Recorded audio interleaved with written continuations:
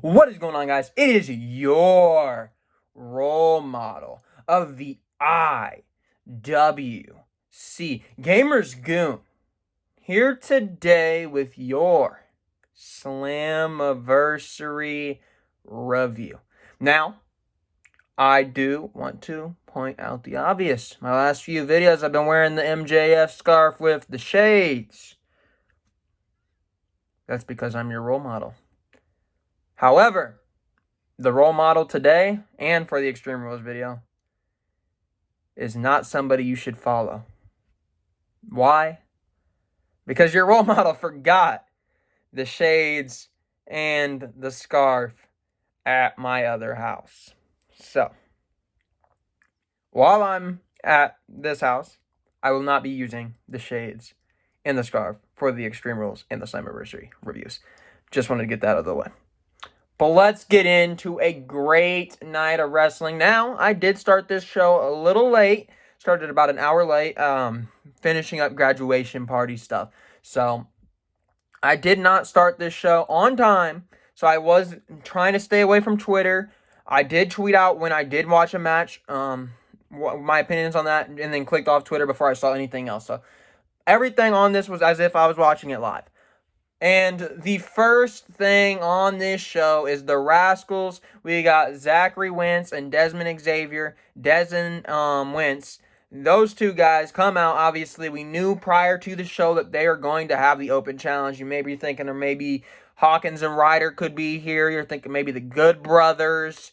You're thinking of a lot of teams that could possibly be in this situation. But the one team I don't think anybody really would have ever predicted was a Impact / TNA legends. They're legends. The Motor City Machine Guns, Alex Shelley and Chris Sabin. Now, I haven't seen a lot of these guys in the recent past few years. Back when I did watch TNA, when it was TNA, back when Jeff Hardy was over there and all that, they were a very solid team. Both guys are very athletic. They're creative with their offense, so it's a real fun style both of Shelley and Sabin bring to the ring. And they're still up to the same beat that they were back then. And then you have them in there with the young guys like Wentz and Xavier, who, I mean, in themselves, they're good wrestlers. I like Desmond Xavier. Zachary Wentz isn't my favorite of the Rascals. I like Desmond Xavier and Trey, but Wentz is not bad. Xavier obviously was the highlight of this match. I think you can say him and Shelley had a few good interactions with each other. But the only thing I can really say that went wrong in this match, outside of it going 14 minutes, it was a good match. It was a really solid match. It was fun. It was kind of nostalgic because it's one of those good old teams that has a legacy in Impact. You brought them back. And the only thing I could say at the time, because I do agree with it now because of the situation they went with earlier or later on in the night, but I thought the Rascals should pick up the victory here. Why? Because the Rascals, we didn't know what the Motor City Machine Guns plans were going to be at this time, and I thought the Rascals should get the rub off of the nostalgic feel that the Motor City Machine Guns brought to the table. But I'm not going to sit here and say that it was the wrong decision because of what happened later on in the night. I did say on Twitter when I tweeted about this match that I think that was the incorrect decision, but I do want to go back and say the path they went after this match later down the night made this make sense. And one thing I thought was, what if they went on and fought the Good Brothers, which still might be a scenario that we're going to talk about a little bit later. But it wasn't bad. It was a really good match. I just wanted the Rascals to win, but I'm okay with it now, knowing where they're going with the Motor City Machine Guns. Next, we have Moose versus Tommy Dreamer. This is one of those old school rules matches, meaning there's really not much you can do. It's unsanctioned. They don't really have much to do with anything at all for the TNA World Heavyweight Championship, which is self-proclaimed by Moose. Moose is the self-proclaimed TNA World Heavyweight Champion. He's picked up a string of victories, and now he is the self-proclaimed champion, because he said he's earned the championship when he's beat guys, and that he just deserves it. And Tommy Dreamer, obviously, you don't really deserve it. You can't just get your own title and say you're the champion. You got to actually win the title, something that Moose didn't do. And obviously, it was just a little shoot at some of the fun that is in pro wrestling. And then it was a real fun match with Dreamer and Moose. It was very nostalgic feeling for Dreamer here. You had the trash cans, you had the thumbtacks, you had chairs being used. Moose brought out a kendo stick. It was a real fun match between Moose and Dreamer. I would have loved to see this match with the crowd. But at the end of the day, Moose ended up picking up the victory and saying stuff around the lines of like, "Well, you're from ECW." Moose's trash talking in matches is just great, man. When he says he's one of the best, he means it wholeheartedly. I 100% think this guy thinks he's the best, because this guy has a great moveset. I like his character. I love the way he acts. I love the way he holds himself as better than everybody else. Like I said, I forget what I said it in one of these past preview and predictions, or maybe it was a review recently. I just like when people have that character where they know they're good and they just act like they're better than everybody, because that's just one of those really heel-like characters, like an MJF, like Moose. They just know that they're just athletically superior, and they're just gonna rub it in, and it's just real fun to watch. Guys like that really just showcase their abilities and be able to back up what they say. And obviously at the end, Moose with the spear on Dreamer ended up picking up the victory over Dreamer.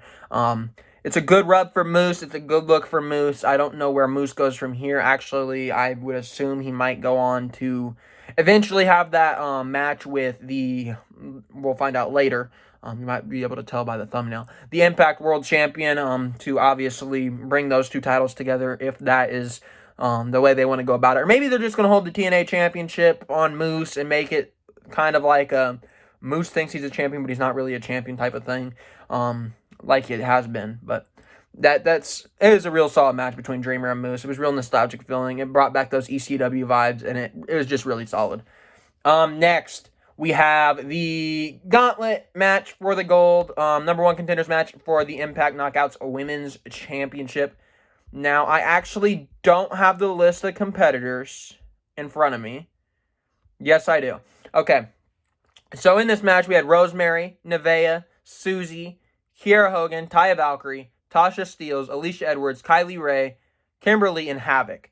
We also had Madison Rayne come in. We had Johnny Swinger twice. And what else do I have in my notes here? I think that was it. Yeah, I think that's it. That's all I have. But it was a fun match. I like the incorporation of Johnny Swinger. A lot of people, I understand why they don't like Johnny Swinger. He's just kind of like a comedy guy. But I had fun with Johnny Swinger acting like he was Taya Valkyrie and acting like he was Rosemary. It's just real fun to see them have fun with it. I enjoyed the match for what it was. I said I wish it got a little bit more time. And it did go 19 to 20 minutes. That's not what I meant by more time necessarily. I meant I wish certain people had more times. I wish we would have got to see a little bit more of what Tasha Steelz would be able to do. I wanted to see a little bit more of Nevaeh. Havoc did okay in what she was, but I would like to see a little bit more out of Nevaeh specifically and Tasha Steelz, because I think both of them could be really good. Not just in this match, but really good pro wrestlers eventually. And I really want to see what they can do on this type of stage. Obviously, with both of them having their first pay-per-view match on this night. But let's get right into the final two. We had Taya Valkyrie and Kylie Rae.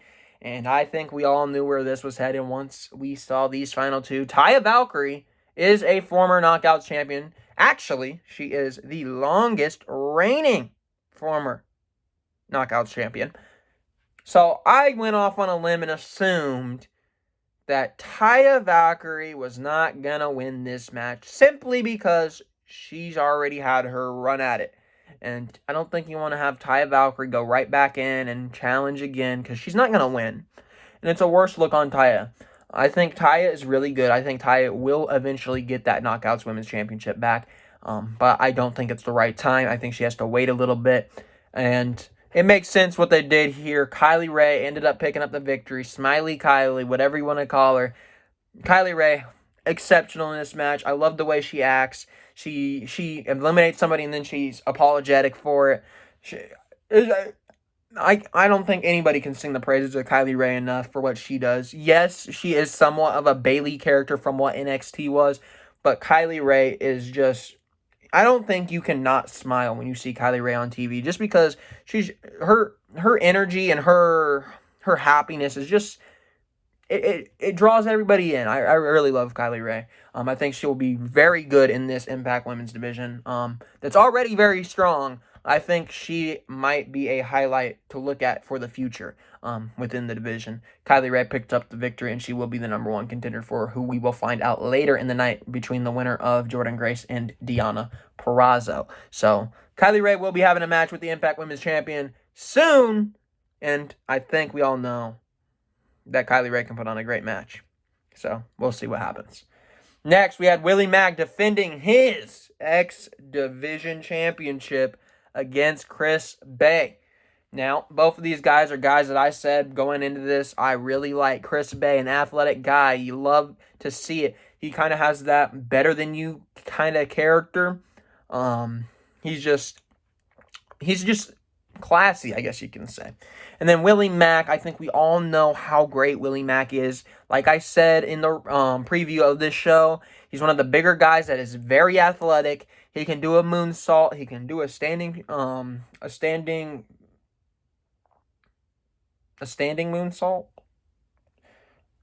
a shooting star press. The dude can flip all over the place. The dude is just he can go from 0 to 100 very quick. He reminds me of a Kevin Owens, Samoa Joe, one of those bigger guys that just when you look at him, you don't think that they're going to be able to do what they can do. But these guys, I'm telling you, some of these guys, like Willie Mack, is more athletic than a lot of the smaller guys. This guy is absolutely one of the best. I can't wait for him to get a bigger stage. I don't know if by that I'm going to mean the Impact World Championship, or whether it means going on to WWE or AEW, or what that means. But I want to see Willie Mack as a name that not just Impact fans and smart marks, as you call them, the fans that are just tuned into everything and have their hand dipped in a little bit of everywhere of wrestling. I want to see Willie Mack become one of those household names. Tessa Blanchard was able to do it with Impact as one of those big names that people have said, well, at least we know who's in Impact. We know a Tessa Blanchard. We know a Sami Callihan. I want Willie Mack to be on that level where when you look at Impact, you're gonna think Willie Mack. I want to see up and down my Twitter line about how great Willie Mack is. The guy's exceptional. However, he did lose this match against Chris Bey. I did not think he was gonna lose the match against Chris Bey. I do like Chris Bey. I think Chris Bey should have, or I like the fact that he won, but I did not see it coming. I thought Willie Mack had him beat, but Chris Bey ended up picking up the victory, and I'm happy for Chris Bey. Don't get me wrong. I love Chris Bey, but I love Willie Mack just that much more. The man, Willie Mack, is just absolutely great at everything he does. But congratulations to Chris Bey for winning his X Division X Division Championship, not World Championship, but X Division Championship for Chris Bey. Willie Mack, bigger, better things, man. Bigger and better things. You might go on to face the Impact World Championship soon. Come on, Willie. Come on, Willie. And his buddy comes back tonight. After this, we get an interview with Rich Swann in the locker rooms, and I don't know who was interviewing him. I don't recognize the interviewers. But the question that was asked is, why are you here, Rich? Rich Swann, on his crutches, he says, well, I'm here to support my boy Willie Mack. Although he lost, don't worry, Willie Mack will be back. And Rich Swann has his eyes on the Impact World Championship when he does return. So Rich Swann makes it very clear what he wants in the future. So we'll be talking about that a little bit more later. But next we had the North, the greatest tag team in Impact history. You might get a little mad. You might be like some beer money. No, the North. Ethan Page and Josh Alexander defending their titles against the world's most dangerous tag team, Ken Shamrock and Sami Callihan. Two guys that got paired together even though they weren't the best of friends. They just wanted to beat the North here. And that came into fruition here because Ken Shamrock and Sami Callihan both had moments of miscommunication where maybe Ethan Page would duck and they accidentally make contact or push, and that ended up costing Shamrock and Callihan the match because Callihan hit his finish onto, I believe it was Josh Alexander, or it might have been, I don't know which one it was. Was it Ethan Page? It might have been Ethan Page. And then Ken Shamrock was just standing there. He didn't even look at the guy that was breaking it up. The guy that broke it up walks right by. Ken Shamrock's just standing there, and he's like, and then he starts arguing with Sami Callihan, and that allows the North to end up winning this match by pinning Ken Shamrock through their finish. And like I said, the North are the greatest tag team in Impact history, and that's what they went on the mic to say after this match. They went on there, they said, we are the best that Impact has ever had. We are the best tag team in Impact history. And then we hear the music hit, and we see the guys that we saw earlier on in the night, the Motor City Machine Guns, bringing their legacy right into the title picture with the North. And we're going to see the Motor City Machine Guns against the North for the Tag Team Championships this Tuesday. So we will be having some fun with that this upcoming Tuesday because we do have the North going against the Motor City Machine Guns. It should be a really good match. The North, the best of what they can do in tag team wrestling. I can't wait for them to win yet again on Tuesday. Gives you something to tune in for on Tuesday. Next, we had my favorite, the Virtuosa, Deonna Purrazzo, facing the champion of the Knockouts women's division, Jordynne Grace. She was defending her championship here, and this was a very good match. I think this was the best match I've seen Deonna Purrazzo have maybe ever. Very good from Deonna Purrazzo. It made the guys over in the WWE and NXT look stupid for never pushing her. We knew she was good in the ring. We knew she had the technical wrestling ability. But what she did with Jordynne Grace, and it was just spectacular. It was great women's wrestling. I would have loved to see this match with the crowd. I think it was done to perfection. And then in the end, we get to see the Virtuosa pick and target her specific limb for her finish. We see it throughout the whole match. The whole match was the arm of Jordynne Grace, the left arm of Jordynne Grace. The left arm of Jordynne Grace is being injured. And then Deonna Purrazzo finally capitalizes. She puts her in the arm bar, and then she grabs the other arm, so she's locking a double arm bar, and obviously you can't tap if you're in a double arm bar. Jordynne Grace had to say, I quit, in front of that ref, and Deonna Purrazzo became your new Impact Knockouts champion. I told you she was good. I told you she was good at what she does.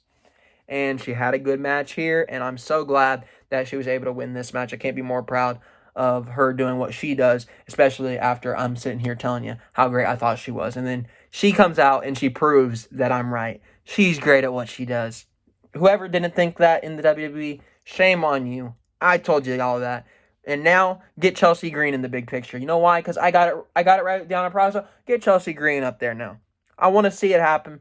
And if you lose out on Chelsea Green and she comes to Impact and has a great match, don't say I didn't tell you. But Deonna Purrazzo, I told you she was great. Just listen to me, man. Just listen to me. I can't be more proud of Deonna Purrazzo in this situation, though. Great stuff. Great match. Jordynne Grace still looked good in defeat. She's a very power move-esque wrestler.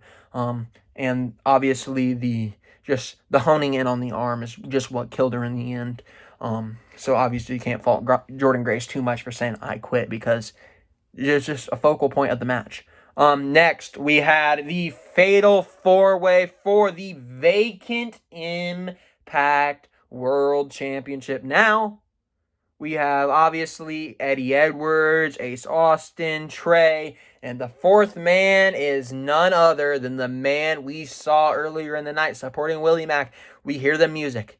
We hear the dancing come on out, and it is Rich Swann with his crutches. He tosses the crutches on the ground. He goes dancing in the ring. He comes in the ring. Big reveal. Rich Swann is the guy. Rich Swann is healed from his leg injury. He's back, baby. But right before that match starts, we have one more guy coming out. And this time it is Eric Young. Eric Young comes on out. And he is not having it. He says, surprise, surprise, surprise. I'm the former world champion making his return tonight. And guess what? Tonight, this match is turning into a fatal 5-way match. Obviously, it's an elimination match. Who was the first guy eliminated here? It was Trey. I want to mention this. I tweeted this out. Trey in this match, while he was in this match, was the star. This kid, who sent big moves on everybody. I don't even know who it was he hit the move on. It might have been Eddie Edwards. It might have been Eric Young. I know it wasn't Ace Austin. It might have been Rich Swann. But he went on the outside, and he tweeted this afterwards too. The dude was sitting on the outside. He jumps through the ropes, hit a Canadian driver onto the floor on the outside, and then he tweeted it out. I've never even done a Canadian driver before. That was my first Canadian driver.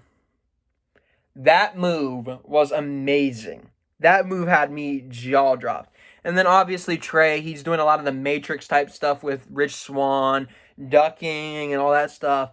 Great stuff from Trey. Love Trey. I think he's going to be special. I wanted to see him have maybe top 3 in this match. I didn't think he was going to win the world championship, but I definitely would have loved to see a little bit more out of Trey in this match. Because the time we did get with Trey, the kid was the show stealer. The kid was absolutely amazing. Next, we had Rich Swann and Eric Young dueling it out in the ring. Eric Young had blood dripping off his eyes. It was a real good look for Eric Young. Eric Young really just focusing in on Rich Swann's knee, just trying to get Rich Swann out of the match, because obviously he's coming off the surgically repaired knee. So he's out there trying to mess with the knee of Rich Swann. Rich Swann ends up getting a roll-up on Eric Young. Eric Young not happy with that after being eliminated. Gets a chair, starts beating on the knee of Rich Swann. Grabs the knee, throws it into the ring post, just attacking the knee until the refs had to come down and pull him away from Rich Swann. And the even better part is you have the heel here in Ace Austin coming on into the ring, trying to pick up the scraps of Rich Swann. And Rich Swann almost pulled a quick one on Ace Austin. He almost got the roll-up on Ace Austin, but Ace Austin ended up kicking out and then finishing off Rich Swann himself. And Rich Swann is going to more than likely go on to be in a feud with Eric Young. I believe that's going to end up being the situation here, especially after Eric Young cost Rich Swann not only this championship match, but they're going to probably play the story of he might have costed him. He was trying to end the man's career. I imagine that's going to be the storyline that they're going to go with Eric Young and Rich Swann. I could see that match being probably one of the big matches on Bound for Glory, which is on 10/24 this year. So I believe that we might be heading for a Rich Swann Eric Young match coming soon. That leaves Ace Austin and Eddie Edwards to be the final 2 guys in this World Championship match. These two killed it. Obviously, they had the backstory of Ace Austin trying to hit on Eddie Edwards' wife, trying to steal her from him. Or, yeah, steal her from him. Yeah. Eddie Edwards, obviously, that was a very personal storyline with Eddie Edwards. And obviously, Eddie Edwards finally ends it all. Eddie Edwards finally kicks Ace Austin where it hurts the most, and he pins Ace Austin for the Impact World Championship. Now, I did tweet this out. I would have loved to see Ace Austin win, man. I like those arrogant heels. I love them. I like the Ace Austin character. I love what he can do in the ring. I think it would have been very cool to see him win. I just don't think that they think he's ready yet, but I love Ace Austin. I think he's definitely got the talent to be the world champion one day. But Eddie Edwards, you put it on the veteran. Makes sense. Obviously, he knows how to go about carrying the world championship. Then afterwards, we had Ace Austin bring out his boy, Madman Fulton, to attack Eddie Edwards after the match.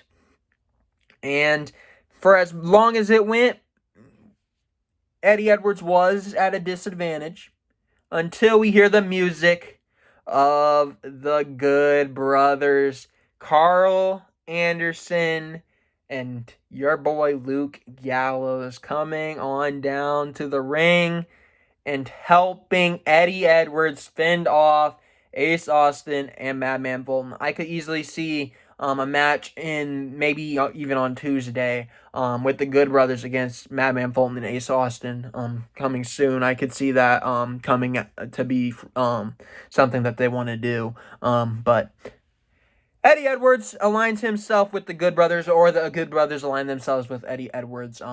We knew they wouldn't come alone, and obviously after tonight, we saw that the Good Brothers are aligning themselves with the good guy in Eddie Edwards. I would have loved to see him. I would have loved to see him join Ace Austin.